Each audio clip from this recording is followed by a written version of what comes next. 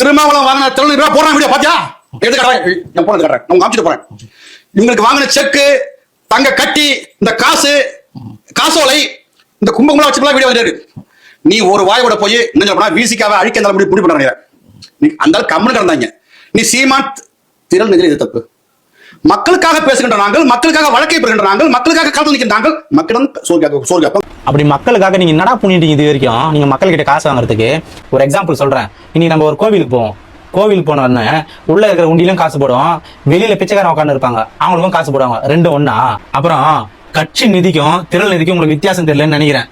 கட்சி நிதி வந்து அவங்களா விருப்பப்பட்டு கொடுக்குது, திரள் நிதி வந்து நீங்களா வற்புறுத்தி மக்கள் கிட்ட இருந்து புடுங்குறது. ரெண்டுத்துக்குமே டிஃபரெண்ட் இருக்கு. திரும்ப அவர்கள் அந்த நிதியை அவரோட கட்சிக்கு மட்டும் தான் யூஸ் பண்ணுவாரு, அவர் சொந்த பயணிகளை யூஸ் பண்ண மாட்டாரு. ஆனா அந்த திரள் நிதி அவரோட ஃபேமிலிக்கும் அவரோட சொத்து சேர்க்கறதுக்கு மட்டும் தான் யூஸ் பண்றாரு. டேய் தம்பிங்களா, அண்ணனோட வரலாறு தெரியாம பேசினு இருக்கீங்க. உன் அண்ணன் சீமானுக்கு அரசியல் கத்து கொடுத்ததே இந்த வாதியார் தான்டா, இது தெரியாம பேசினீங்க. போயிட்டு உன் அண்ணன் ஆம்பளையா இருந்தா அண்ணன் தோல் திருமாவளவன் அவர்களை பத்தி விமர்சனம் பண்ண சொல்ல பாக்கலாம். இன்னைக்கு நீங்க எல்லாம் அவர் எதிர்த்து கேள்வி கேட்கறால பெரிய மயிரெல்லாம் கிடையாது. ஓகேவா? வேற எதுக்கு நான் அரசியலுக்கு வந்தேன்? எதுக்கு வந்தேன்னு சொல்லுங்க. எதுக்கு வந்தேன்?